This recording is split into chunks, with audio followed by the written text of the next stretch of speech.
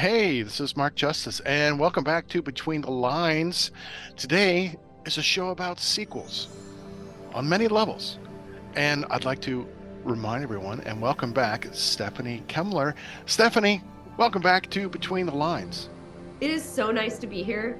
And it's wild that it's been a year because, like, the weather is the same. I've got my Valentine decor out, and it just feels like it hasn't been a year. It feels like it's been less time. Yes, when I looked back, I keep track of everyone I've interviewed and all the questions I've asked. So I'm like, oh my God, it's been a year when this show came out, and so that's something I wanted to talk with you about that. But this is a sequel show because this is also the first time that I have. You've written a sequel to your first book, which is what we're going to talk about, and this is the first time I've interviewed a solo guest twice. So this is kind of a sequel show for me I as feel very well. honored. Me too. Um, so your first novel, your debut novel, Bloodborne, came out a year ago. And can you remind our viewers about the plot or the basic idea of Bloodborne? Sure, it's a story about a 20-something girl named Mina Coffin, and she belongs to this centuries-old blood cult. And it started during the plague days in Transylvania. So the 1350s. What happened was there was a genetic change, and you had three choices. You could either not drink blood and die. You could be bloodborne, which is you take blood weekly in a service, or you could be blood mad and just completely indulge in your bloodlust, grow fangs, the whole vampire experience, except for immortality. So Mina, it's modern day. And I say this in the preface, so it's not a spoiler, but Mina grows up bloodborne in a bloodborne family and through a terrible accident becomes blood mad. So she's got a lot of the typical 20 something problems throughout the first book. But a lot of it is, so much of it is about identity and coming to terms with a changing identity, having fangs, having bloodlust. And then book two is sort of through the looking glass, and she ends up being exposed to blood mad society.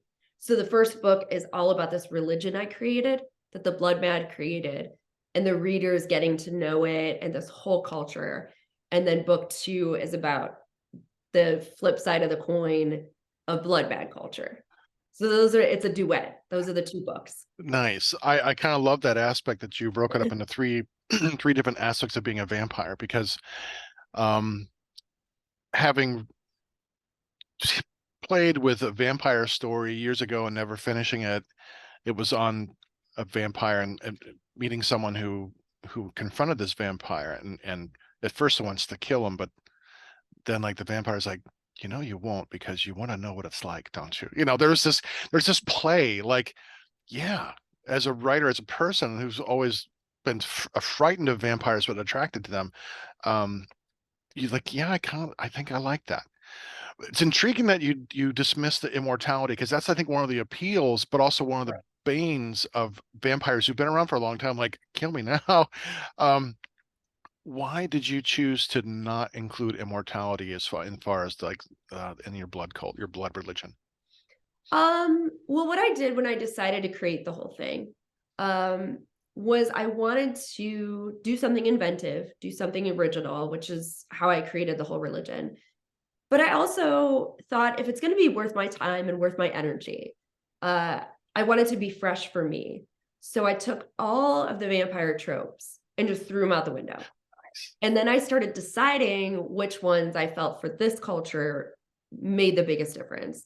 One of them that I threw away was the immortality. And I think I did that because it makes the whole story more immediate. I feel like it increases the danger because my vampires can die from cancer, a car wreck, like anything could happen. They just have this particular vulnerability to not having regular blood.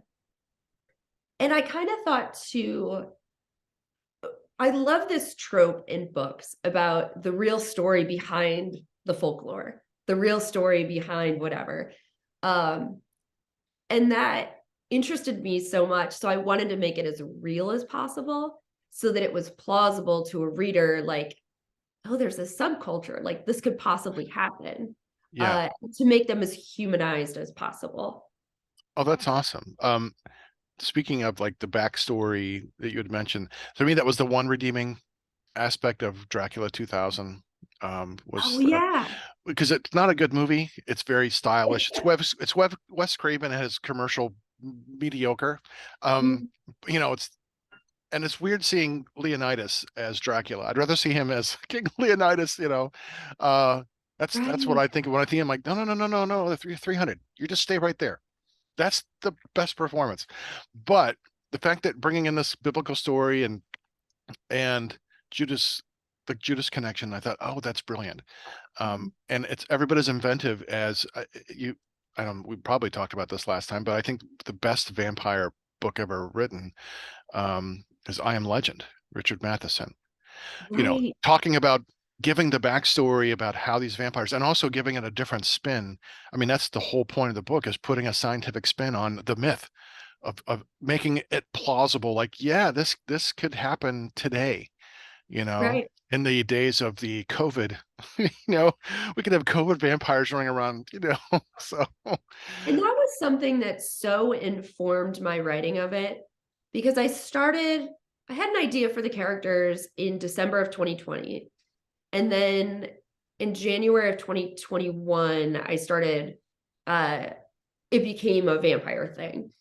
Um, and I think that's one of the reasons I put it in the Plague Days, like the preface and the whole background, because it's really a book about a plague, and it was written in Plague Days. And the kind of how do you cope with this giant change? How do you cope with having your entire world turned upside down? Um, and so I thought about that for the like prehistory of Mina, and then how do you as a culture change and adapt and figure it out? And I dedicated the book to all those we have loved and lost in these plague days because I think all of us seeing death everywhere, it changes your kind of DNA, it changes the way that you think, the way that you survive, and we have to live with this. And I think that that absolutely informed what I was writing. Sorry to be such a downer, but no, no, no, it's fine. it's That's fine. set in the I plague.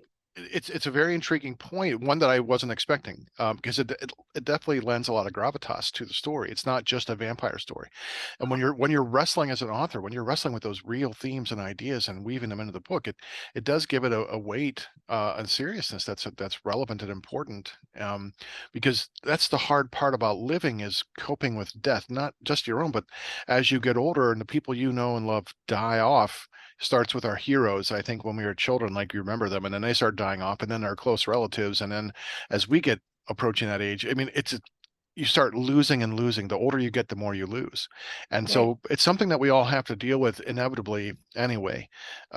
So that totally resonates.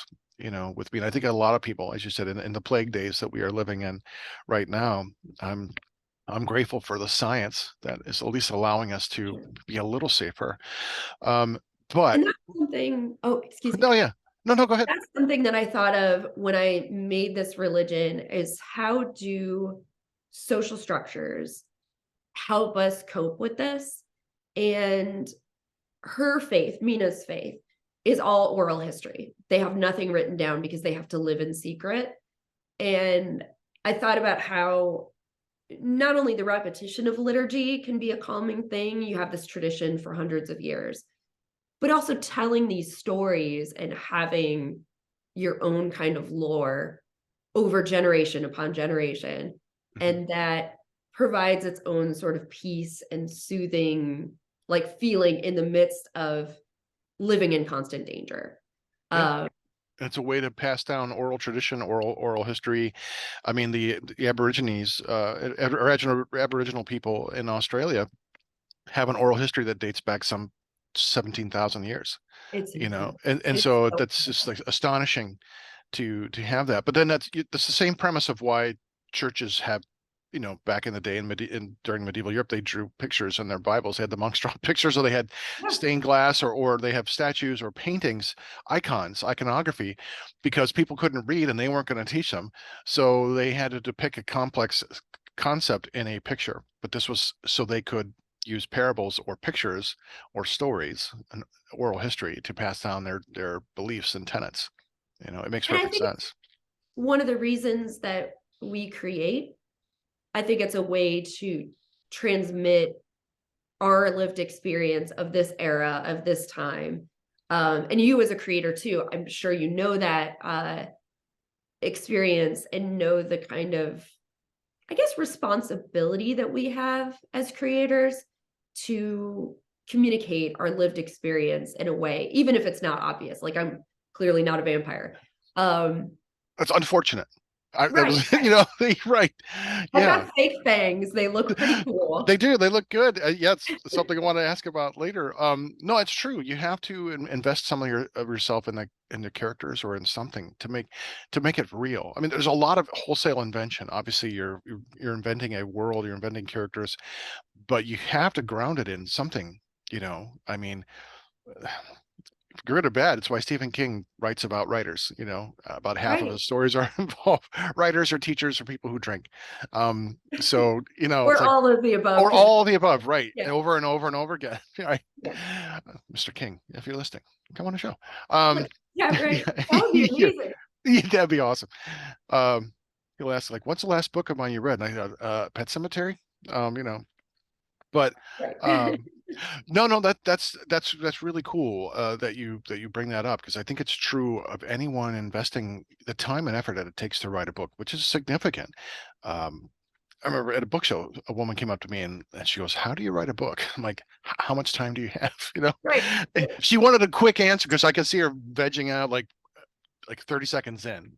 She just like didn't really want to know. I think she just, Right. wanted a quick answer. I'm like, there is no quick answer. But um, no, no, I'm really glad that you've added the sense of gravitas to it. It's counter to the question I wanted to ask next, which was, of the three blood types, if you were going to be in this religion, if this was going to happen to you, the genetic type, what would you pick for yourself? Do you want to be bloodborne? Would you be blood mad? What would your vampire experience be? You know, I find something so sort of like fun and freeing about being blood mad. Uh, and just I'm kind of a lazy person sometimes. And I think the effort it would take to not turn blood mad when you have this like uh urge to drink blood. I think one day I'd just be like, ah, screw it. I'm just gonna be blood mad. Right. Why not indulge? No, I'm Right. totally there with you. I remember way back in the day when I was studying the left-hand path, Mhm. uh, I found a like way to I was looking at different like magic spells and things, and like ways I wanted to become a werewolf. That's how this whole like this thing began. Like, oh, it can become a werewolf. Well, let's check into this. And it was Right. all this ritual. I'm like, you know, why not? Let's try it. But the idea of here's something you can do under the light of the full moon, the plate of silver, and you do this and have this animal skin and all this stuff, I found to be really fascinating. But it got me intrigued into the study of the left hand path, all this kind of magic and supernatural and pagan Love kind it. of things. But it certainly got my teenage and 20 something mind really active. Like, I need to know more about this because I'm woefully ignorant. I've been into church all my life. I want to know. I want to counterbalance to the goodies, and let's bring in something a little more terrifying. I love But that. the appeal of wanting to be a werewolf is because, yeah, I just wanted to let go.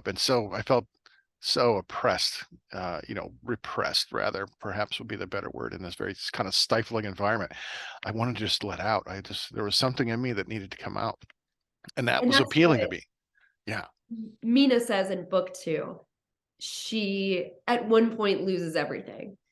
And she, in sort of her internal dialogue, I write third person omniscient, but she thinks to herself, if this is the circle of hell that I'm in, I might as well enjoy it. And I think that you mentioned the left hand path. It is that it's this blessed indulgence in the pleasures of the world. And like, if we're all damned anyway, might as well like make it worthwhile. Right. And Better to rule in hell, right? right, Yeah. right, exactly. Yeah. And I found that sort of fun to write, like that she says, what the hell, and just jumps down that rabbit hole. Yeah. Not even like walks. Like she's just Right. totally I get it. I get the appeal because that's exactly, I'm like, I don't even, I don't want to hear about the other two. Blood Mad. I want it all. But I totally also want to do the whole like shape shifting and the mist and the flying. I want the whole package, but if you right. couldn't do all that, I would still be Blood Mad and just enjoy it. Like, no, this is you kind of take on this like, no, I have been evolved for some reason. Something happened. This is what happened to me. This is where I'm at in the food chain, and I've got 7 billion Big Macs, hamburger Right, waiting right. for, Exactly. They're everywhere. or blood milkshakes to drink from. It's like, yeah, I would have no qualms with that. Um, no, no, that's great. That's great. So, Blood Mad, the book, your sequel, comes out on Valentine's Day. That's right.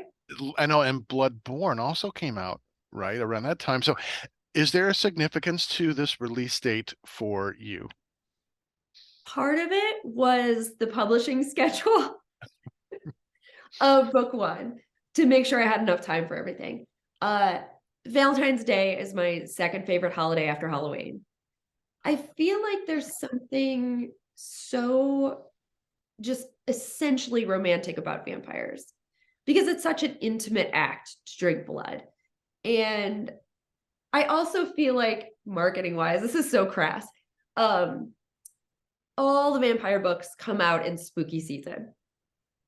And I felt like to make it sort of a special experience, to have it in February when people are stuck at home and reading books, and to inject a little bit of romance in their lives. And the overarching genre is gothic romance of both books. And I feel like to have whatever your situation is on Valentine's Day, so many people don't have a distraction from the monogamous couple like thing that we have in our culture. And I thought, like, what a nice treat. Like, whatever your relationship status, to indulge in something for yourself and to sit with a tea and a cozy blanket and to experience romance with no effort. Like that's part of it too. Like you don't need roses, you don't need chocolate, like you don't need the accoutrements. Um, yeah, and then I love Valentine's Day, so I think it's really cute and fun, and I love reading romance. So That's great. Again, that's another interesting. One of the things I find interesting in the times that we've talked is I've never known anyone who picked Halloween and Valentine's Day together as like their favorites. It's Halloween, or they're a Halloween person, or they're a Christmas person. Far more Christmas people than Halloween. Um, but no, no, no, that's awesome. I mean, it's a good, as crass as you want to think, that's a great marketing because you have carved yourself out a niche in this time where everyone's thinking, oh, fat babies shooting arrows at me and overeating chocolate. Here's, like, no, the person next to me is going to become the maraschino cherry. I'm going to drink that. It's like, no, the chocolate covered cherry. I like that. So that's great. So do you have any special promotional plans for Blood Mad's release? I know last year I remember your promotions and you had some really interesting, like your cover reveals and those kinds of things. So what are you doing to promote Bloodborne, or Blood Mad rather? it's similar stuff to last year. I just did a cover reveal. I revealed the blurb. The title was set from like day one. Uh, and I'm also doing some pricing deals, which has been kind of an interesting way to bring people and get attention. I'm also sort of pushing this message of like catch up on Bloodborne before the sequel comes out. Uh, so we're doing discounted pricing up until the release. Uh, and then we're doing a few like promotional bundles. I'm working with another gothic romance writer to maybe do a bundle with the two of our books. Um, Trying to book some signings like in person because as we're getting out of our plague days, like that's become a possibility. doing an Instagram Q&A, which actually like was really good for, I think, PR or for marketing. Um, and that has been so weird. I've had to learn marketing and social media marketing from the ground up. I knew nothing about it. I had no experience. And from the day I signed my publishing contract until the right now, it was a crash course in what works, what doesn't, what you should try, what you shouldn't try. And that's been an experience. That's been it's a steep learning curve for me. Yeah, I tried some last year before I went back to school and things got crazy, and um you know, my 4 books are very in very different genres. So it's like everyone had to be marketed differently because you're marketing to different, audiences, of course. But it's become it's a full-time job if you really want it to be. Yes. And I just don't have time. Like Right. I stopped writing for a year because I was just too busy, and now I'm just getting back into writing my own sequel to my first cozy. So um I kind of get that, it's like I just don't have time for all the marketing, but I when I see it, I admire the people who have that time, and because you have to. I mean, even as you have a publisher, you still have to do all your promotion. The game has changed where publishers don't do the promotion that they used to do, which is still, I think, a major appeal of doing things self-published in a way. Not to great that you've got a publisher. But I'm thinking, if I have to do all the work, I want to make more of the money. Right.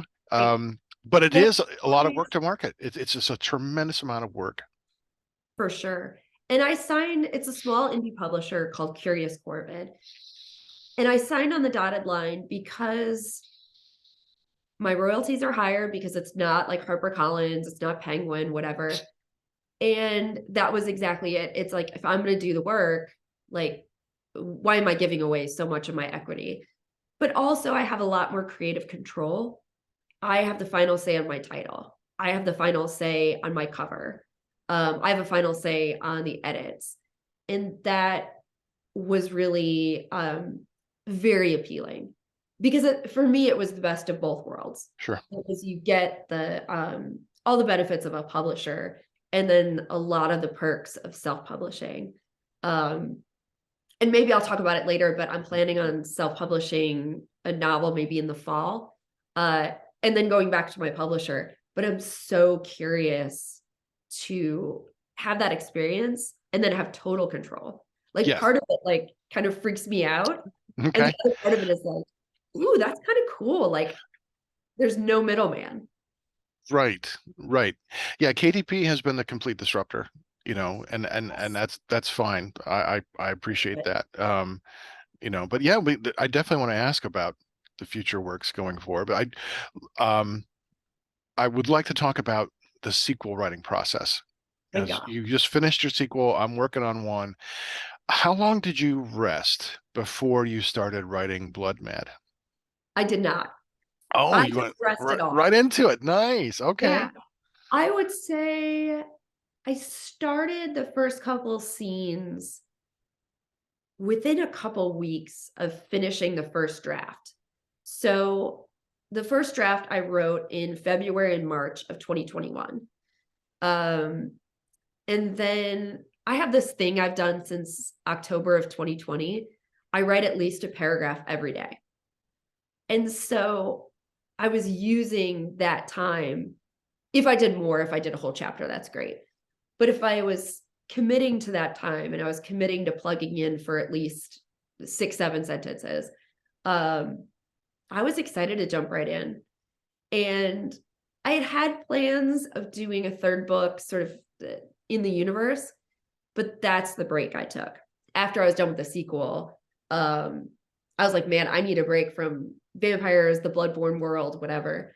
Uh, but the sequel took me a lot longer because for the first draft, because I was balancing marketing and promoting book one and then all the editing because I had, the first draft and then I signed on the dotted line with my publisher in, let's say, July of 2021.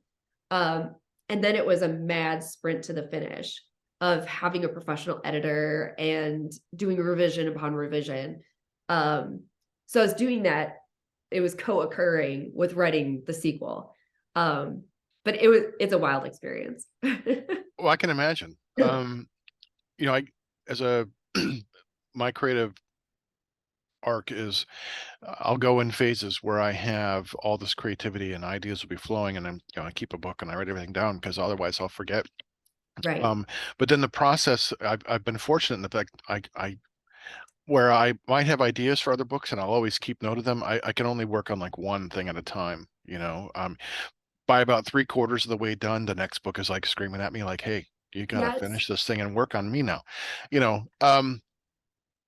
But you've answered some of the questions I wanted to ask because you didn't wait going back into the world. So that is something that I've taken a few years between the first book and now this one. And I wanted to ask you questions like, well, how was the writing process different, or how did you feel as a writer? Did you feel any differently as a writer? Because you were going right back into it. So it was almost like you didn't really stop writing. You're continued writing like two books in a row. I think I noticed a huge change. I noticed that edits were easier. I mean, it's still a grind. Doing line edits is really hard, but things came faster. The first set of revisions for the sequel, I got it. Like I understood my voice. That was probably the biggest and best change between the two books. I found my narrative voice and I used it in book one, but I was just really comfortable with it in book two. And the writing is much better. And it's funny because my editor for book two was different. And she read book two as an editor. And then for fun, when it was all wrapped up, read book one. And she said, you can really feel the growth with the craft between book two and book one. She's like, not that there's anything missing from book one, but she's like, with you practicing every single day and having that first experience, the writing has evolved. And she's like, that's good to see. She's like, you want to see that with every author, that what they're doing is paying off. Right. Exactly. If you were to take a couple years between the blood universe and write a few other different things and then come back to it, I would love to know your feelings about coming back into this world. Because for me, it was intimidating to come back into my cozy mystery town after I had written a splatter western and a nonfiction, almost like a mass, like a doctoral dissertation, and then a pulp action horror. You know, very different books. And then like, okay, I really need to get down to the second book of this series. People are asking about it, which is great. Um, but it has been a weird feeling because I had to go back and reread the first book because it had been a couple years. And I was like dreading that. Like, oh man, how much is this gonna suck? And I was pleasantly surprised that it really didn't suck. I mean, I thought it would. Like, Awesome. there were a couple parts that were like, okay, a little too saccharine here, Mark. You gotta, let's stop it. But it wasn't bad. I mean, again, it's not like, ooh, what a great book. But I didn't remember 90% of it. I mean, I knew what was going to happen, obviously, because I wrote the thing. But as far as like the reading experience and the lines and the things that were said, I didn't recall writing it, which was Right. a completely weird cerebral experience. Like, wow, how I know I wrote it. My Right. fingers were on the keyboard, but I don't remember it in the moment. Um, so I'd love to hear sometime down the road, you take a break, you come back and read your books again after a year or so. That's a really wild experience if you when you That's do. my plan once the sequel is out, once that sort of sprint to the finish is over. I want to sit down and read both of them in a row and see how it connects, see the flow. But I had to dip into book one and read a copy, bits and pieces and scenes to remember what Mina's experience was in a particular way. Um, in book one, she has this sort of first love thing with a guy who has no understanding of what she is. And to sort of remember how that affected her and to see that in the sequel. And she goes through a lot of uh, understanding and reflection of trauma she had as a young person in book one. And I sort of had to revisit those scenes as I was writing book two to say, oh, this is her history. This is why she would make decisions. Uh, so the timeline was squeezed a lot shorter between the two books, but I kind of write chaotically. So I write scene here, scene there, whatever. Um, so I had to, while I was doing those scenes, remember her relationship with her brothers, remember her relationship with this, that, and the other, to get in the right mindset. Um, yeah, and I would say you said, is it intimidating? There was a lot that was intimidating about writing a sequel. Um, because you have reviews and you have fans and you have people who just aren't into it. And I wanted to make it a satisfying read. I wanted people who liked book one to get to the end of book two and say, wow, that was like, it filled every need I had for the sequel. And I'm really glad I invested the time and the money. Um, so that was intimidating. And then to make it, it's not a standalone novel, but to have the story arc be standalone and to have new characters and to have it be just as full of an experience in book two as book one, that was tricky and it was intimidating. Like, I'm glad you used that word. I completely get that. um, you've got a two book arc. My cozy's a 4 book arc. My other two That's a genres are, lot. huh? Sorry. That's a lot. 4 is a lot. Well, when I see people who've done these like cozies, they've got like 20 cozies of the same character. It's like Agatha Christie, with Hercule Poirot and all these other guys. Like, I don't, it's great. I'm not going to be that kind of writer, I don't think, but um, because the concept of the series is seasons change. So I thought, well, I got to have a book for each of the seasons. It's all about change and how we're resistant to change and how sometimes change is forced upon us, but it's not always a bad thing. We can grow from that, and how it's easy to get into a rut, and what it takes us to the catalysts that takes us to prod us into something different. And I thought it's very easy to go with the seasons. There's already so many built-in tropes and imagery, but how do I turn that on its head? So no, I totally get that, but it was scary going back into this world, like, because you're wondering, okay, one book of anything, fine, but going back to it, like, you doubt yourself, like, okay, can I do this again? Like, was this a Yeah. fluke? Because for me, it had been a couple of years and I was a much different writer by the time I'd written my 4th book, which I felt weird writing it. I wrote it. It was a month challenge, like write a book in a month, and I did it. And it's a pulp length. It's not like incredibly long, 100 and some pages, 110 or something. But um, I didn't feel anything to it. Like my other books, I felt a little more connected to. This one, I knew I was writing words, and sometimes I could tell, oh, that's a good phrase, or that's. But I had no emotional connection except for like one day of the writing, and I had no idea. Like, man, I don't know if it's gonna be any good or not. And but the people who read it, they really liked it, which made me feel happy. Like, okay, good. I'm glad. I'm glad you liked it. But going back into this world, there was a sense of, yeah, the trepidation, intimidation. But once I started writing it, it was very easy to slip back into the main character of Abby, and to seeing the world through her eyes. But my challenge has been, I'm introducing a lot of new characters. Like you're introducing a self-contained story, but you're also expanding the universe. Right. And my whole expansion over the 4 books is to introduce a lot of characters, because then I'm going to kill them all off in the horror book. I love it. Right. So I'm like, okay, I got to work in about 20 new characters a book, so I have a lot of people to kill off. And Right. that's I think the most challenging, is to incorporate these characters in a way that we get introduced to some of them, we see some of them flourish, and to just keep track of this growing world at while Abby's story arc is taking shape. And Right. and using Maslow's hierarchy of needs as she's evolving, from the baser needs in book one, and now she's evolved. And so the main tension is that as you evolve in the hierarchy of needs, the next step up is relationships and your place in the world. And so now things that didn't bother her, and now she's like wondering, it's all muddy, which symbolizes, I thought, the aspect of spring that I like so much, not the pretty spring with the flowers, but the ugly spring right before it gets warm. The Mud winter season. thaws there, Yeah. it's all muddy and sticks everywhere, and you might still see some snow on the ground, and everything still looks just wet and dead.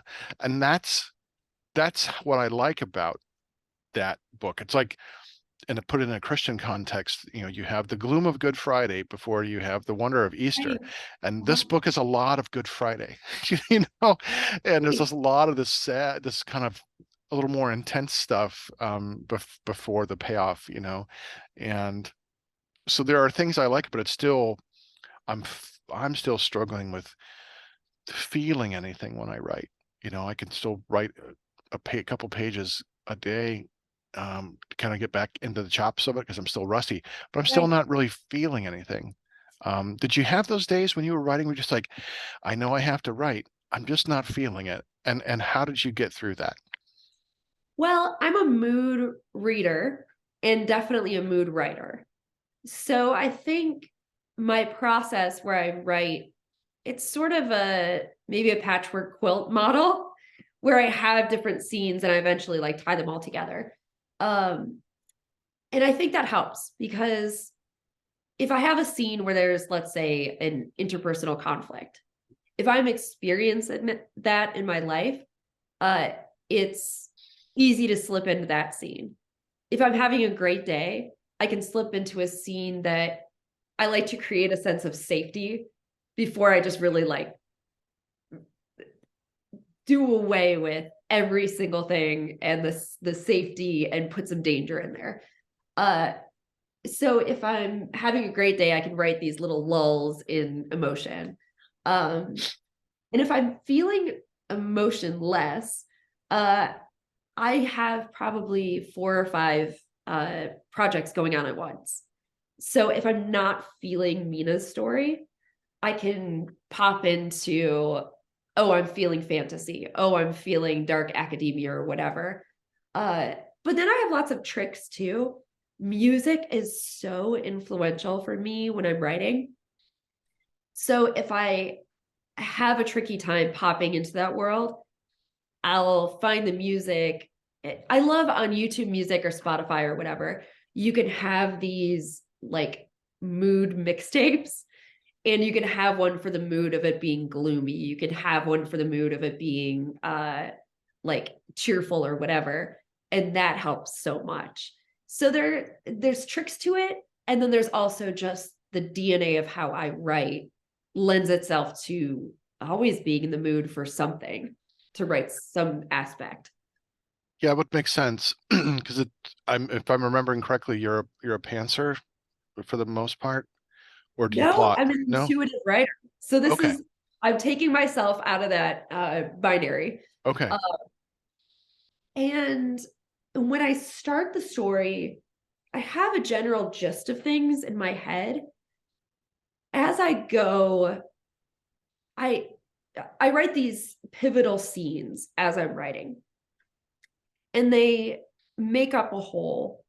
And I think it's like I've heard before that some sculptors look at a piece of marble and they see the whole sculpture and all they do is chip away at everything that's not that form, not that figure.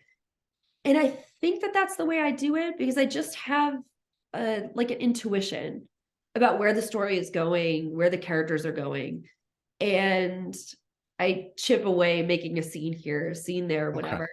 Um, and then once I get about 30% in, I get to the really cerebral thinking about what scenes are missing, making a checklist of what needs to be written, and then making sure that this world that I created sort of in my head is on paper somewhere so that I can make it logical and make it all those things you need.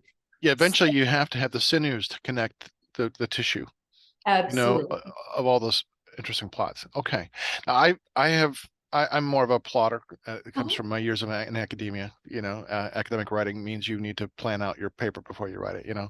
Right. Um, but I have had inspiration in written scenes when I didn't know where they would take place. Like I know this is a scene and something will strike me. I'll get into a dialogue or these characters are going back and forth and I'll just write it out. Like I know I'm going to use it, just not sure where yet. And I'm fine with that because I'd rather have it out because if I don't write it, I'll never be able to recreate it like again. So I totally get that. So my notebook is filled with little scenes or I'll be typing something um writing something and I'll get an idea for something else and I'll just have an open document there or on the side and I'll just write it out real quick, you know. Do And you you know, know this song by Simon and Garfunkel, The Dangling Conversation? no, I don't think so. I have in my notes app for every single project a note that's the dangling conversation. And it's almost written like a script, but it's 3, 4, 5 lines of something I want to happen, but just the dialogue. And then eventually, when I go back, I can create a scene from that. But I love having this. I don't know, sometimes when you're on a walk or you're driving or whatever, you can kind of hear a conversation between your characters. And I love having a concrete place to put that. Like you Hmm. said, in your notebooks or, in a document. Hmm. Yeah, Yeah. I Yeah. call it the dangling conversation. Okay. No, that's great. I love that. Um, oh, that makes perfect sense. Because you are in this, you're spinning multiple plates at the same time because you're in a creative phase, you're in an editing phase, you're in a marketing phase, and a publishing phase. So that's pretty amazing to be thinking on those different levels. Because you know, I find myself I cannot do that. I'm either getting ideas, I'm in the creative phase, or I'm in the actual production phase or editing phase, and then marketing. I kind of got like take a rest in between. You know, I guess gotta depending on where I'm at. Um, you know, so but I totally get that. I wanted to come back to Bloodborne because I remember reading on one of your Instagram posts that this is the conclusion of Mina's story, and I think you had talked about that this two-book story. Did you always have a two-book arc in mind? Because um, it avoids the trilogy trope, and it avoids this ongoing sequel. Like we need 6 books to tell our story, or it's just such an interesting concept of having just two stories. Was that always your plan? No, and having a sequel was not the plan. Book one was supposed to be a standalone. And when I got to the final paragraph of the final page in book one, there's a little thing that happens. And I was like, oh shit, I got to write a sequel. Excuse me. And yeah, tell your listeners I'm getting That's over fine. I can always cut this out too. It's okay. Not a it. problem. Cool. Excuse me. So it wasn't until I got to that final paragraph that I knew I was hooked. Like I had to do it. And then when I wrote the second book, I knew early on that there were places for Mina's story to go, but mostly what I was thinking was like spin-off type stuff of side characters. Uh, but I knew I wanted a duet after I did that final paragraph. So Okay. How did it feel to finish her story arc? I was kind of emotional. And I'm not a very, I guess, outwardly emotional person. And I realized what happened was I was putting off my final line edits of book two, and I was just dragging. I had a deadline, but I have tons of time. I should have just bet, like, could have just like got it all out. And I was asking myself, like, why is this so hard? Like, this is such a simple thing. And I realized it was because it was really hard to let go. And it was hard to say goodbye to it. And there are characters I say goodbye to in book two. And that was an emotional experience. But closing out her story, I was a little bit affected by the whole thing.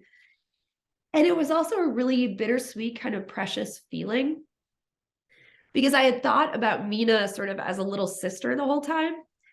And I was really like proud of her development. I was a teacher for a long time and I taught high school. And now I'm seeing these kids I taught in high school finishing college, going to grad school, getting married. Some of them have kids. And it's like that to me is such a beautiful, touching experience. And I felt that way about Mina. Uh, and this whole feeling was wholly unexpected. I thought I would feel more of a sense of just personal and professional accomplishment. I didn't know it would affect me that much. It makes perfect sense. I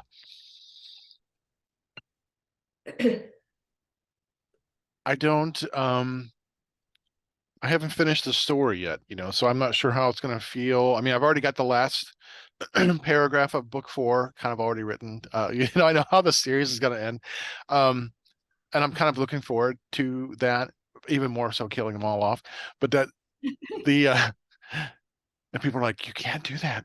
How does that make you feel? I go, I created them, Yeah. I'm looking forward to destroying them, because I know that world is a different universe, but while I haven't felt emotional, I did feel emotional at the end of the first book because it was done, and it kind of comes around full circle at the end, and it's kind of this beautiful like moment, like, oh, okay. And that was just very fulfilling to see emotional responses in my readers, like they Right. were touched by this. And but that what you talk about, this, like, you didn't want to let them go. When I was editing my first movie, I was going through editing and stuff and watching all the outtakes, and it was really sad to finish that movie because I was no longer spending time with my friends, and I was kind of reliving all the fun of shooting that movie through every outtake and slicing it all together. And when it was done, it was like, oh, okay, it's done. I'm not going to spend more time with them, you know.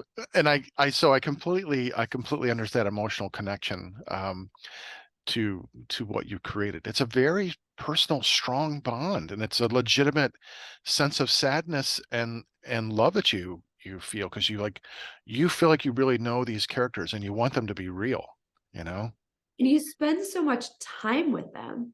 Like, not only are you spending time in edits and revisions, but also in your sort of downtime, you're emotionally invested in the characters and you're thinking of them. Like, I think of them if I'm in the line at the post office. I think of them when I'm like vacuuming or folding laundry or whatever. And so they're just a constant presence. Um, and the story is a constant presence. So I think that as writers, as creators, um, yeah, it makes sense that it's a surreal experience saying goodbye to people who don't actually exist. Right. Yeah, I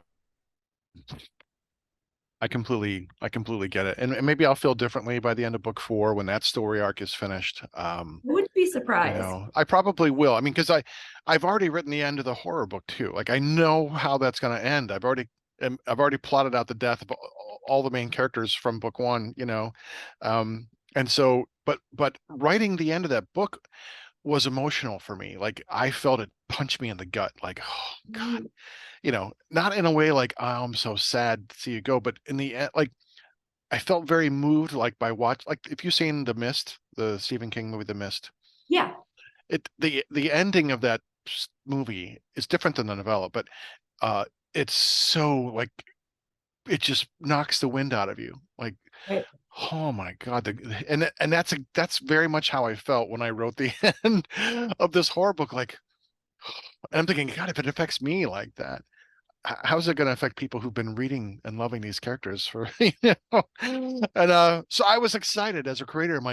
I'm excited about everything that's going to come with this, all the good and bad, because I know people are going like, how dare you, and other people are like, oh my God, you made me feel something or whatever. um Yeah, there's this no, one yeah. scene in book 2 that's almost straight up horror. And there are horror elements to both books, but this was like legitimately scary. And part of that scene, there's like a very emotional, empathetic experience. And I was a little freaked out afterward. And I was kind of in a funk after I wrote it. Um, and like you said, I got excited for readers. I'm like, if I'm having this visceral reaction to this scene, uh, I really hope that someone else, as they're enjoying the story, will have that huge emotional and psychological investment in it. It's cool. It's cool to freak yourself out. It's cool to But write you things. can't, because you can't plan to freak yourself out. It's a legitimate No, reaction to no. what you write because it all comes out somewhere. And when you come out, you're like, wow, how did I produce this? Yeah. It's like trying to tickle yourself. It's like, no, it's not going to happen. But there is something to like, wow, okay, this is intense, you know? Yeah.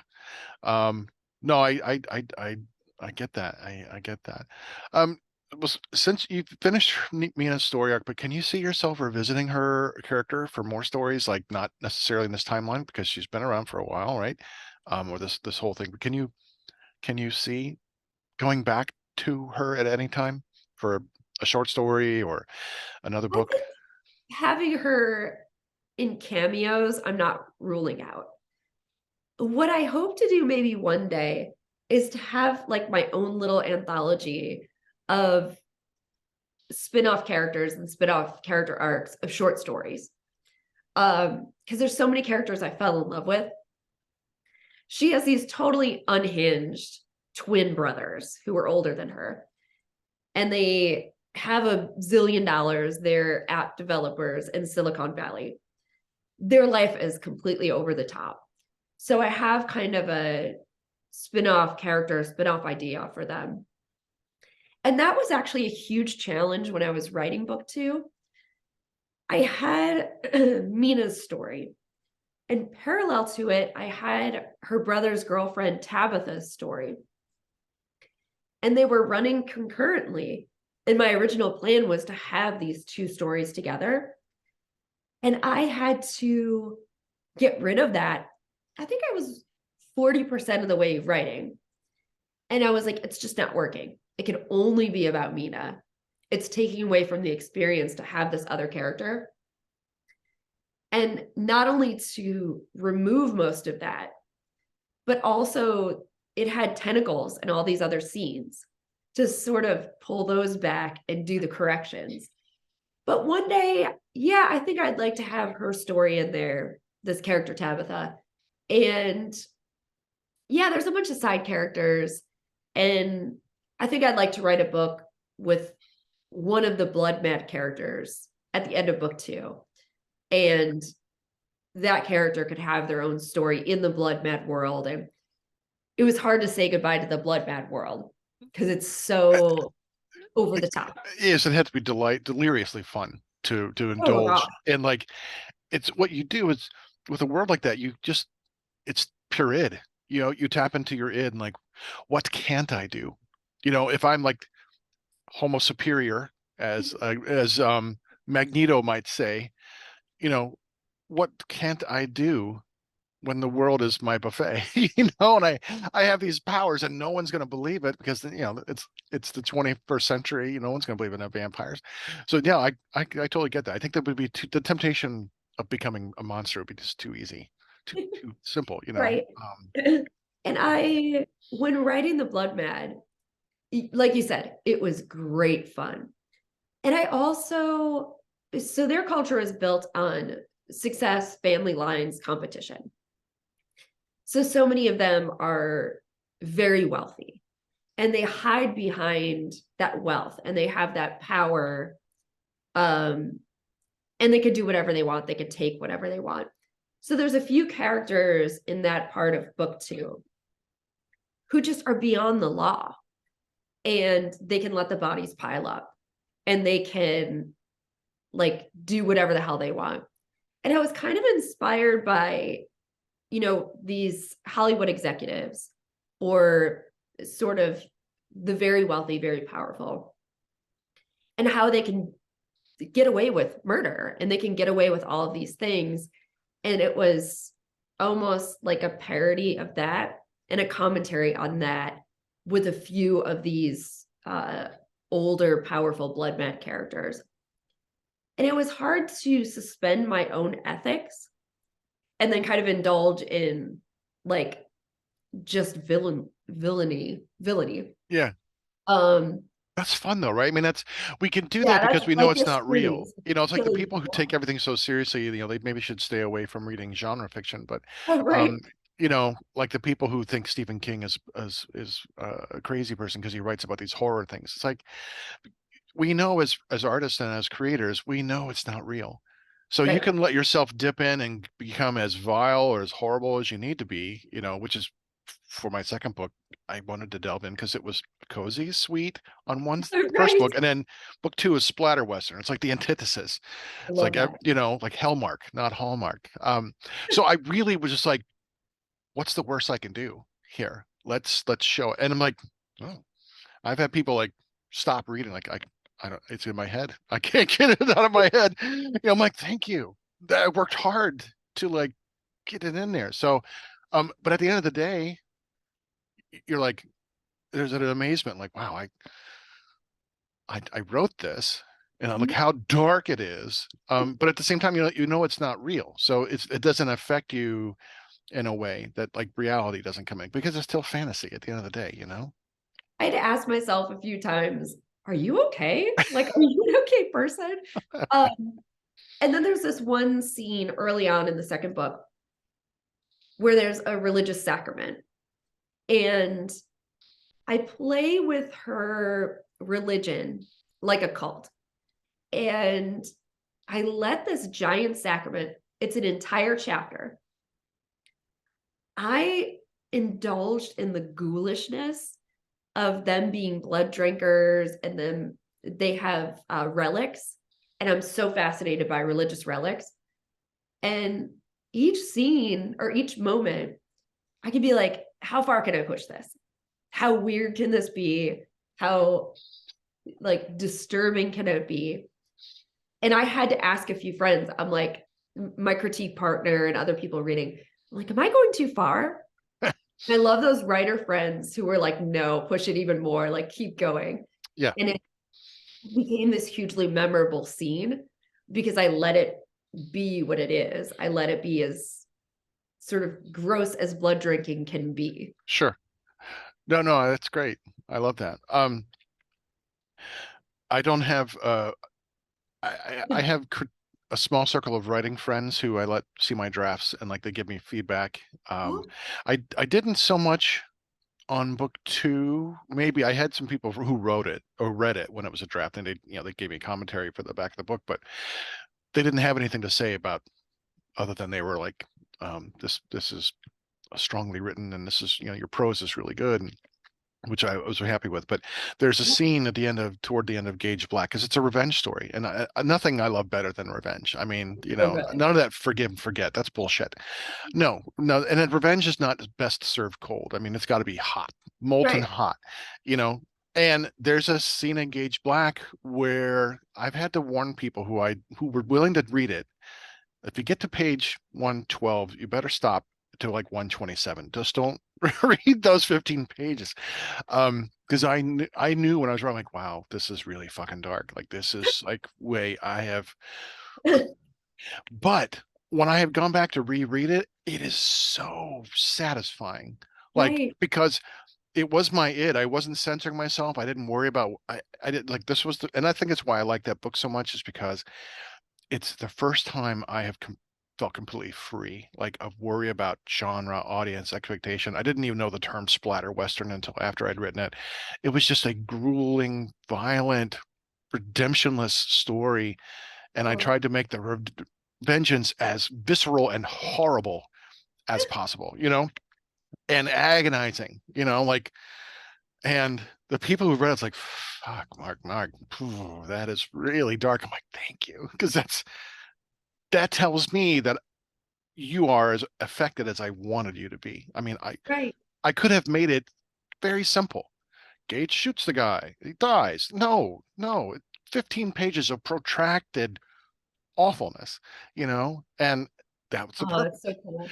So I'll tell you what, I'll send you a copy if you'd like Please to do, read yeah. this page. And it's a quick read.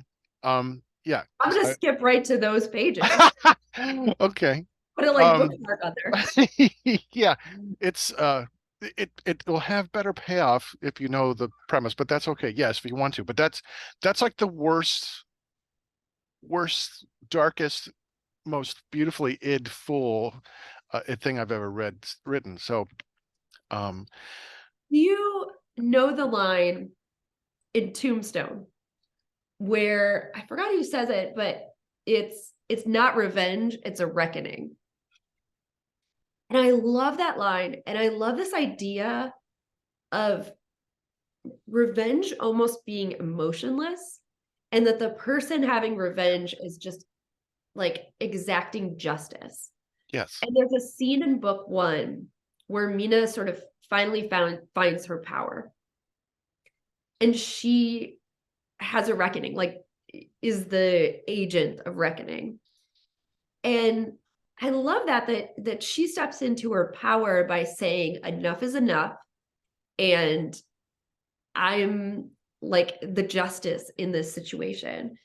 And then in book two, it's similar, but it's more like impassioned. Uh, and I love that. So she goes into it as like a reckoning, but then once she starts the violence, then she's feral, and then she's it has a thrashing kill and devours someone's throat or whatever.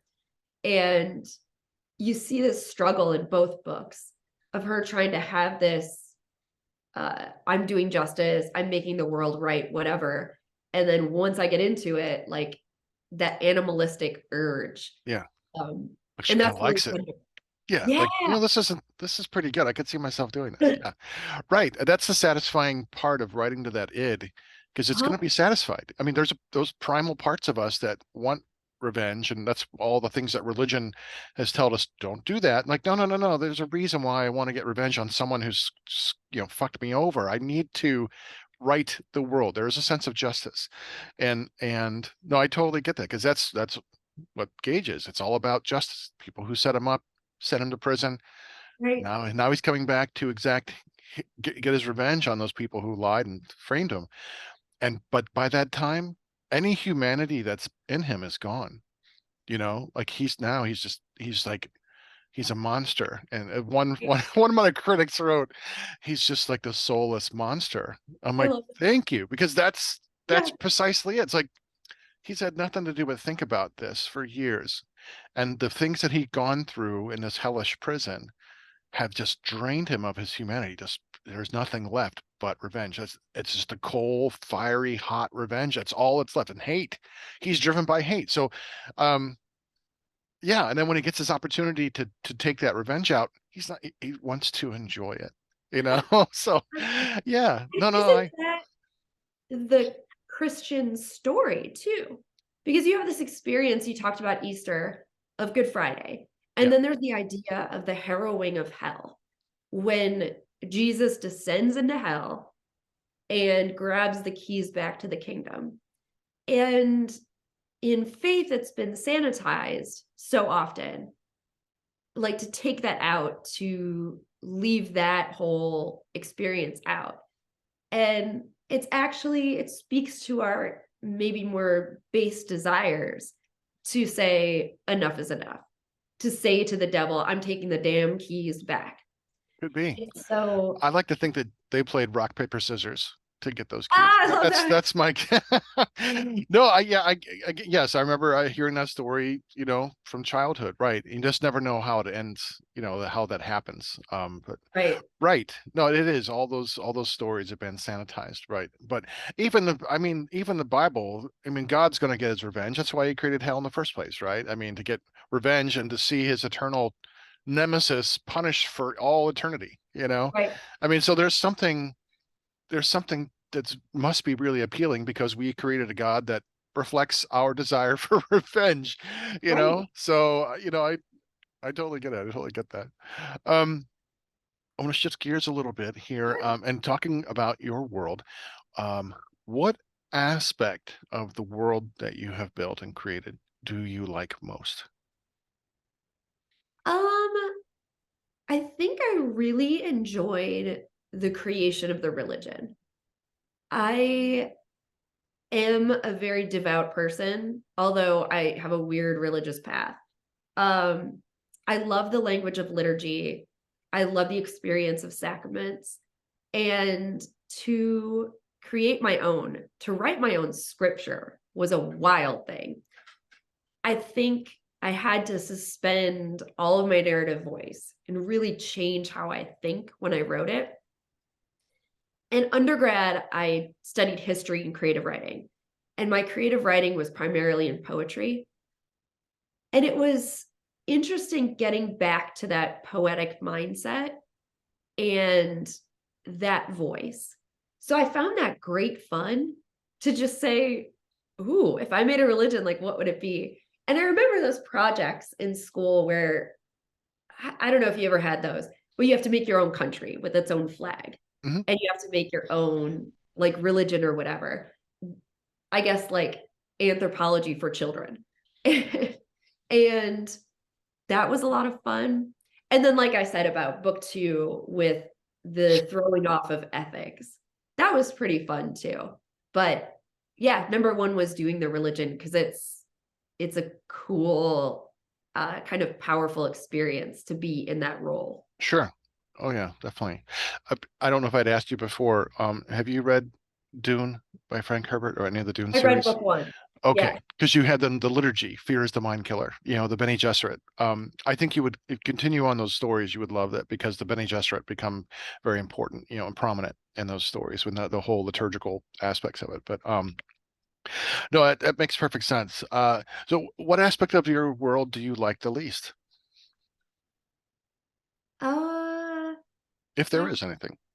yeah, I don't think anything, and I think if I didn't love every last moment and have an affection for every last moment, I wouldn't include it. I think because 'cause I'm such an intuitive writer that this this sounds so weird, but if the vibes are off for any scene or any moment or any interaction, it goes. Yeah, you And have to. You have to. yes. Because when you're writing when it's not working. And sometimes you just have to get through it to kind of get the idea down, but you're going to come back to it and fix it. Or Yeah, the character's flat when you're writing it. Yes, exactly. But like, okay, it's not working, but you have to go back to it. Yeah. and I think that happens a lot, that authenticity with dialogue for me, is that each character has sort of their own micro dialect. Like Mina says frequently, especially in book 1 because she's uncertain with herself and she has a lot of slang, she curses a little bit. One of her brothers uh has a, I don't know, he's unaffected by the world sort of attitude. And he curses a lot and is very certain and very terse with what he says. And so I had to use my intuition to make sure that each of those dialogue bits and parts and sentences and micro parts of those sentences um, read true and felt true. So yeah, liking the least, I don't think anything because if I liked it the least, yeah, it would have to It'll be go. gone. That makes Yep. sense. Makes sense. What has been the most rewarding aspect of writing this series for you? I think that sense of completion. I loved academia for that. Um, I love this feeling of it looking and feeling and sounding the way you imagined it would. There's so much satisfaction to holding the book and saying, this is as complete as I hoped it would be. All the thoughts are on the paper, all the experiences are on the paper. And it, yeah, just feeling a sense of accomplishment and completeness. Right now, that's been super rewarding and super satisfying. And then I think the other thing is that the stories are entertaining and engaging to me. That's hugely satisfying. And I think I've got a lot of answers here because there's a Nope, lot that's good that's about it. fine. That's good. Um, but I have a few people who've kind of fangirled, fanboyed about my characters. And I love when they're reading it and they like send me DMs or text me or whatever. And they're like, how could you kill off this character? Or how could this character do this? And what's wrong with this person? And I hate them. And I love that. It Yeah. is so cool. And you can have a million accolades. You can have a ton of sales or be up for awards or whatever. But for me, having those conversations is priceless. It's incredible.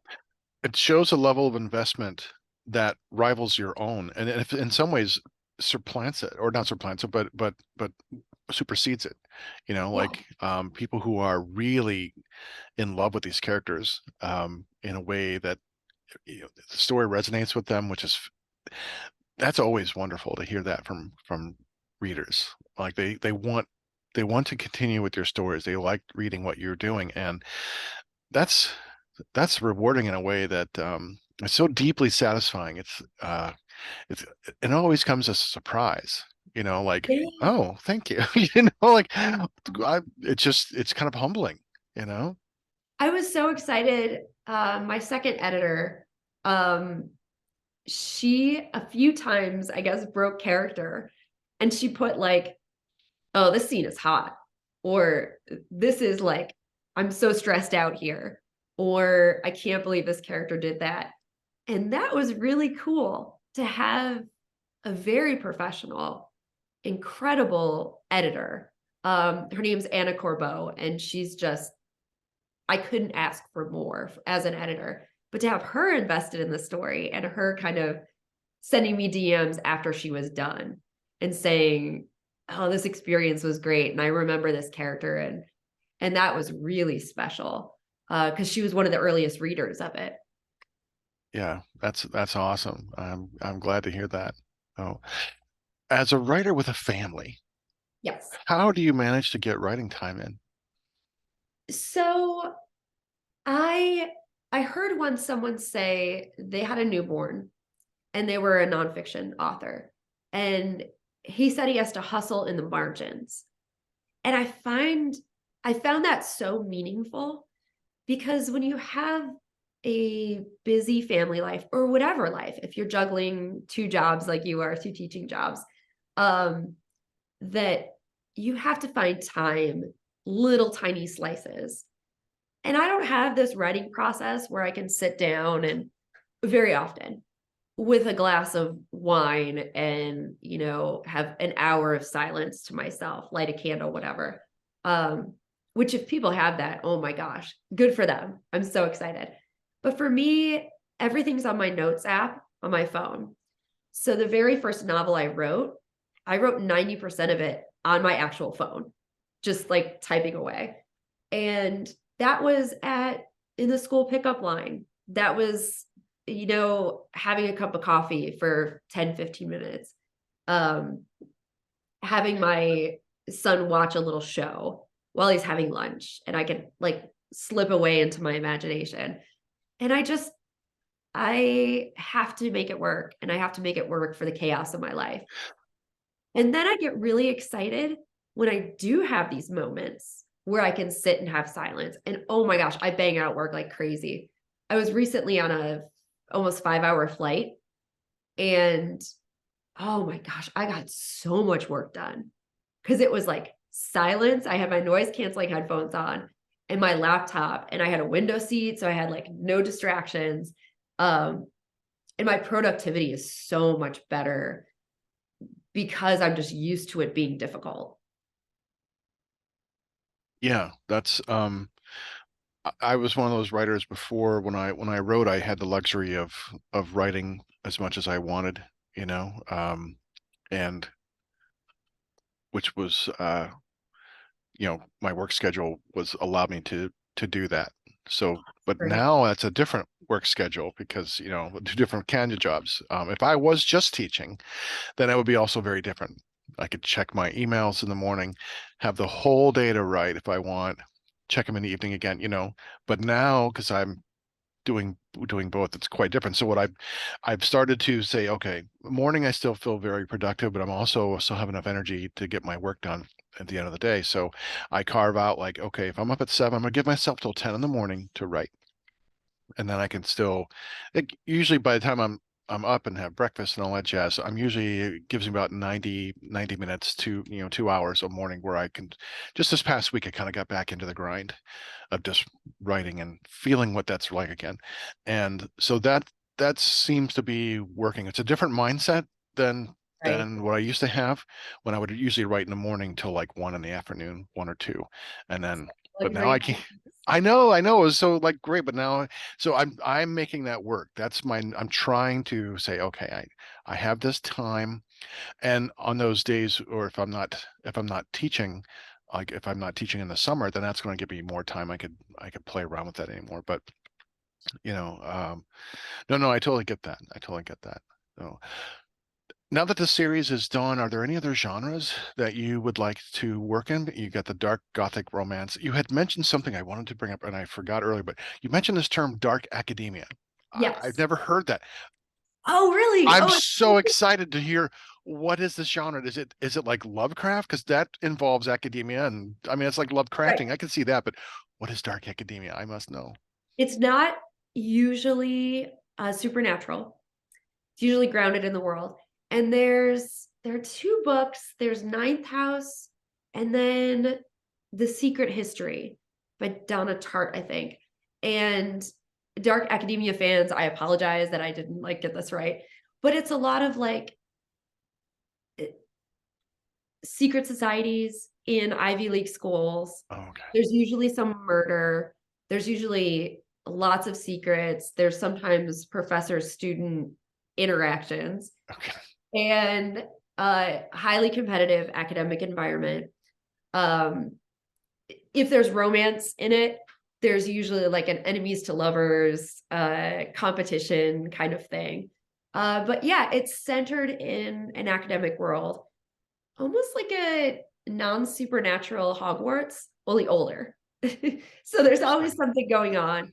And the next project that I'm working on, it's weird to not do supernatural. That was very strange. And it's not only dark academia, but it's very dark, a lot of violence, and it's very, very explicit. And that was a weird experience doing. Um, but I was writing it while I was writing book two, Blood Mad, and it helped me. There are a few more slightly explicit, intimate scenes in book two than in book one. And I had the practice of doing it in this dark academia book. Um, but if you get a chance, type in Google Images or Pinterest or whatever, dark academia aesthetic, Okay. and you'll see a ton of pictures that'll get you into the mindset of, oh, that's what this is. Okay. No, that sounds fascinating. I'd never heard it before. I'm like, oh, okay. That's all kinds of intriguing. Because I And like then, working academia into other genre fiction. Like Lovecraft has this whole Miskatonic yeah. University and all these things, and I've got a gothic inspired horror series that takes place in a fictitious town in New England, in um, Massachusetts in the 19th century, and it's kind of, there's a Lovecraftian and kind of esque, you know, feel to it in that regard. So, but that sounds intriguing though. I'd never heard that term. That's And all. then the next two projects are probably the next one is sort of an alternate history, urban fantasy. And then the one I just started like a week ago, and I'm like so into, is contemporary fantasy. And it's about like alchemy and elemental creatures.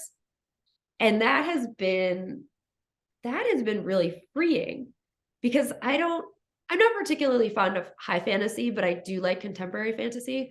Is that And like something like fables, like things that are set in the modern real world, like fantasy elements in the real world? yes, Okay. So like so Sandman, fables, things like that. Okay. The comic having books. Yeah. do you know the series The Magicians? I know of it. I've not seen it. There's a TV series, but it was based on a book series. And it's as if there's this school for magicians that you can access through kind of a portal. So Harry Um, Potter. We got a Harry Potter thing. yeah, Okay. that Harry Potter's definitely contemporary fantasy. And in this recent project, which it could work out, it couldn't, like I'm just trying it out. Uh yeah, there's portals, and the portal is through a dream world. So some people have in real life hallucinations in their sleep wake, like if they have early REM sleep. And that is the portal through which fantasy comes and through which sort of the horror comes, Interesting. uh, is through dreams. But Okay. it's fun to play with genre because I like reading all different genres. Um, and I love switching it up and reading something new, reading something I've never experienced before. And so what I read so influences what I write, I guess for all of us. Yes, it's true. It's true. I mean, my early efforts, I'm embarrassed by them all because they were just bad imitations of things that I was inspired me, whether it was a Stephen King horror story or trying to rewrite Dune when I was like 17, like, yeah, I can Oh, tackle this. uh, right. No, no, I totally get it. Right. We're all imitative of things in our own ways, totally, totally. Um, Now, another thing I wanted to talk to you about, because it's if you still have time to hang out, this is about marketing because you've done a lot of marketing for Bloodborne and now for Blood Mad, and through your Instagram, and you may be on other social media, but you have a variety of posts. And what I've noticed is that you have pictures that have of yourself, and like you did like a gothic spread. It was like gothic glamour in a way. You also had yes, like the vampire ones, which I thought those pictures worked out beautifully. They were really, really great because they identify you with the genre so very easily. And from the clothing, the lighting, the makeup, the fangs, I thought they were fantastic. And then you have posts about you as a writer or a reader. Hey, here's what I'm doing, letting people, know what's going on. You have like commercials for your books, you have cover reveals. So I wanted to talk about these strategies. Like, which one of these strategies do you think has worked most effectively as a marketing campaign? um, Or could that's or do you know? it's my publisher and I have started analyzing how ads have done, social media ads, how pricing has done, like discounting and whatever. Um, it's tricky with KDP. It's tricky with Amazon because you only get quarterly numbers, so you can't see in real time. But I created an Instagram creator account and I can see engagement levels. I can see how many followers I've gotten after a specific post. Um, and that helps me because I know that reach and engagement are connected to whatever kind of post this is. Uh, but what I've been relying on is following other social media experts who do make good money at what they do. And this is hysterical. So my favorite one is this girl named Angelica Cresci. And her full-time gig is she is a Hades priestess. No joke. It's Huh, incredible. like Hades as in hell, the god of hell, Hades. The Chthonic god, and she's an Nice. Indian. And Huh. but she's pivoted to being a business coach, but using astrology and using like all the witchy things that she can to help people with their marketing. Okay. I follow her really closely, and the way that she understands business and the way that she understands marketing and profitability, um, I find really cool. And I think she's 26 or 27. And when I've looked at my demographic, it's who engages with my posts. It's primarily women 18 to 24, sometimes pushing to the 24 to 35 category. So I'm paying close attention to someone who is of that generation and someone who seems to be doing it well and whose posts go viral and who is making a full-time living at this outlandish career. Um, so that I guess finding, you find your writing sort of mentors and heroes and whatever. And I'm doing the same thing with marketing. I'm finding the few people who resonate with me. And I kind of base my content pillars on what she's doing. So I read a lot about marketing. I find it really interesting creatively. But there's kind of as a writer, doing behind the scenes stuff and then directly marketing your book, quotes and trailers and whatever.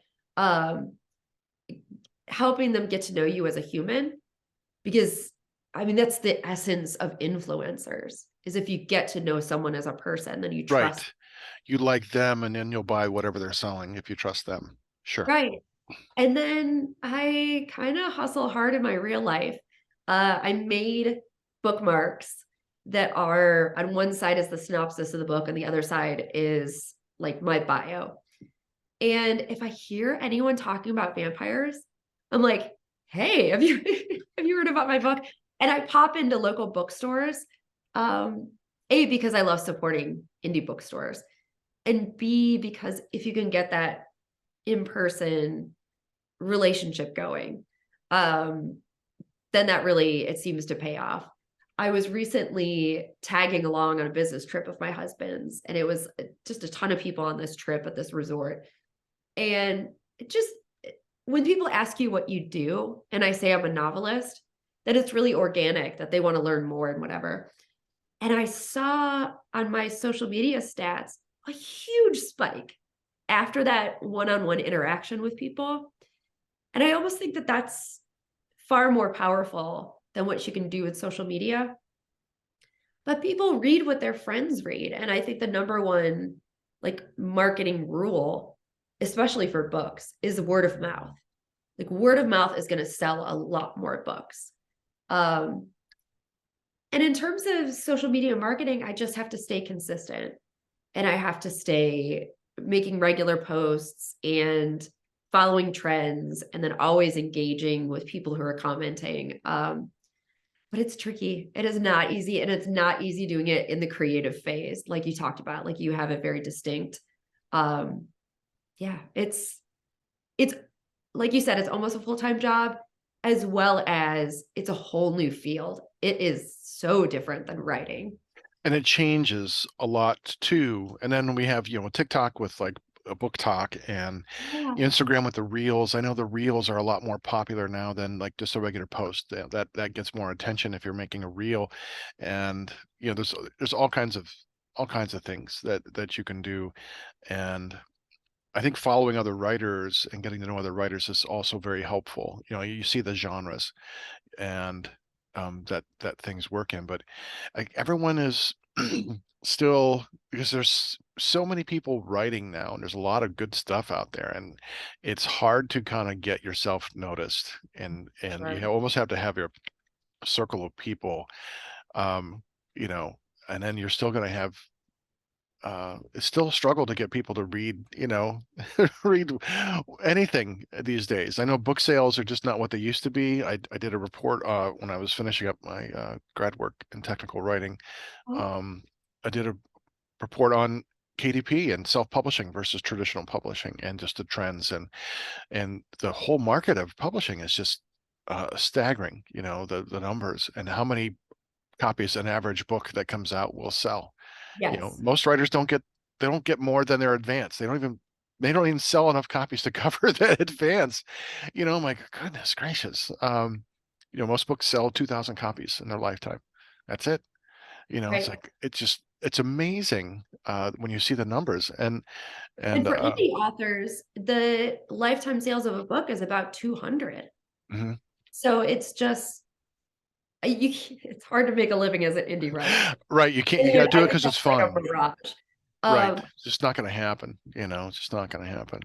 One thing I paid attention to early on was, because visual media has become so important, I saw these books that sort of popped off the posts because the interior and the cover and the font and everything were gorgeous. And so you have a book that maybe was written 10 years ago that you didn't pay too much attention to the formatting. And those kinds of books really get lost in the shuffle because it's not immediately impactful. So for Bloodborne, the title page and the like opposing page, I found in public domain these two artists who were making Art Nouveau illustrations in the early 1900s. And I put them on the inside. And then for every chapter heading in book one, I have a phase of the moon that Galileo illustrated. For book two, I was able to take my book cover designer and I had him make custom illustrations for each of the chapters. He had like 7 and we cycled it through, but I wanted it to look like a cabinet of curiosities type thing. So I have a bat that he illustrated and then the scientific name of it. And I have a scorpion that he illustrated with the scientific name under it. And those are the chapter headings. And I've had a couple of big accounts, people who 10,000 people follow them.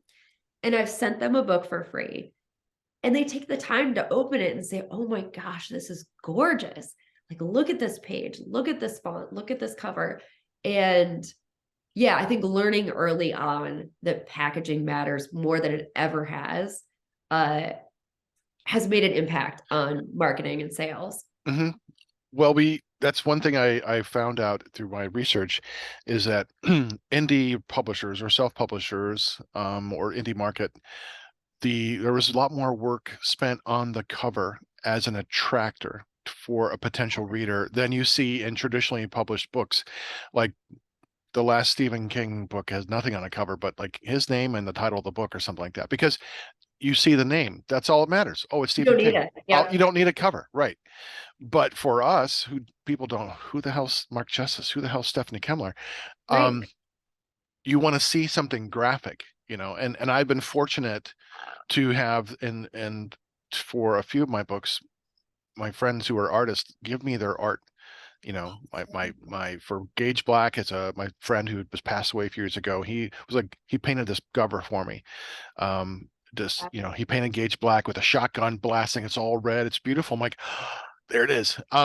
And then another friend is a comic book artist, Mike Gustovich, did the cover for Death's Head, and my other friend Sean Burris did the coloring, and it's beautiful. Like, oh my God, And then the other books, I did covers in Canva, myself, and then It's amazing. It's a great it's app. amazing. Yeah, I spent $1 for my first book cover because I bought a little town graphic, and then I gave Okay. that graphic to my friend Danielle, who's a graphic artist, and I said, "Can you kind of redo this, but put the business names on the buildings, and then do instead of for snow for the first one, can you do like raindrops for the second book and put it on sand for the third?" So she's doing the town graphic for the other books, but I'm still making it in Canva, So but for the next Gage Black book, on my other friend Al has already, I told him what I wanted. I kind of described exactly. So he gave me a quick sketch. I'm like, that's it.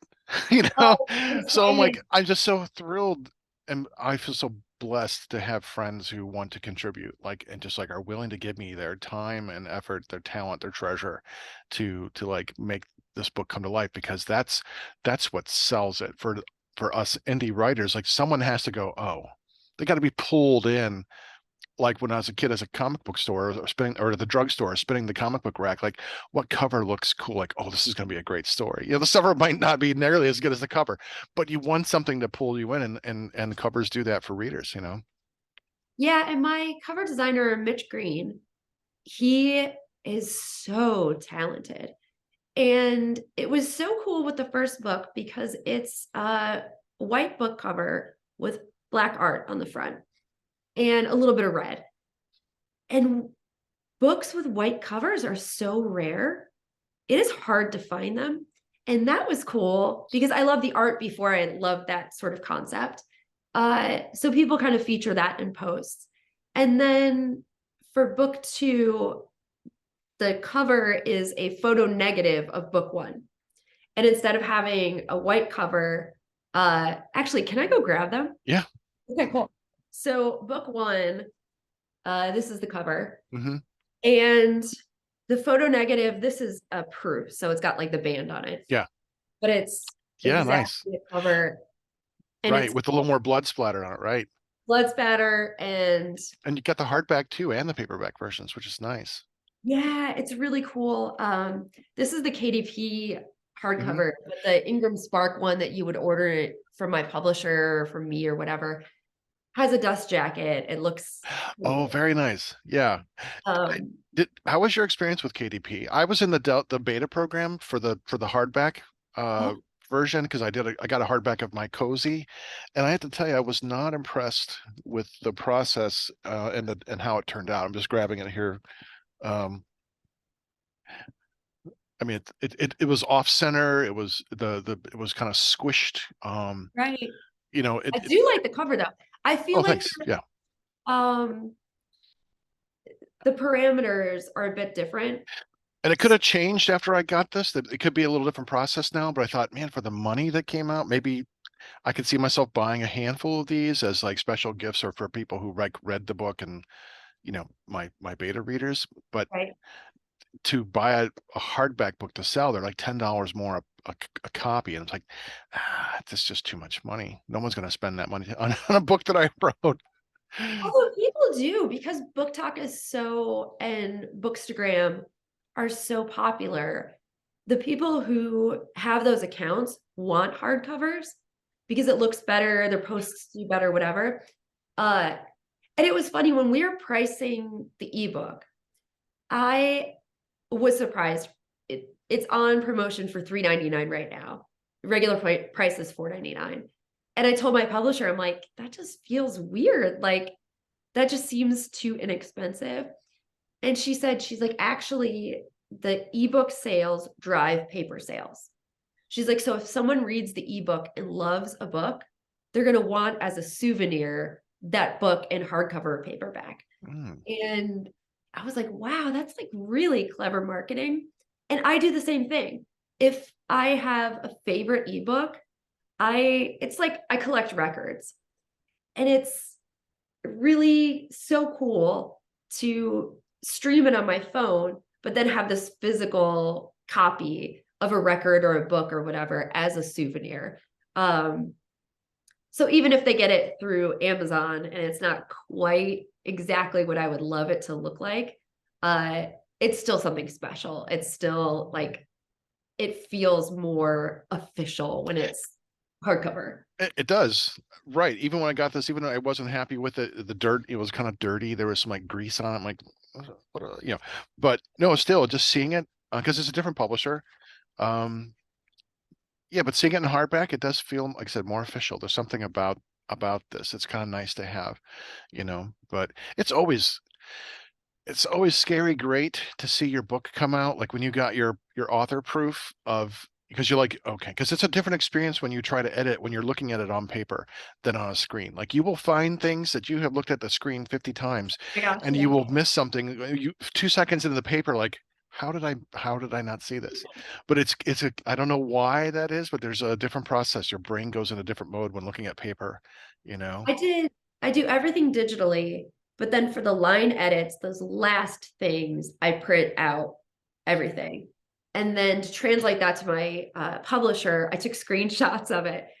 But you're right, the amount of things you catch when it's a physical copy, I actually had to put my proof away because I was just picking at it to death. And I'm like, it needs to get out there. I have a deadline, and it's not good for my mental health to keep picking at it. Like at some point, I have to say goodbye to this manuscript. Right. It's not, you can't, it's not going to be perfect.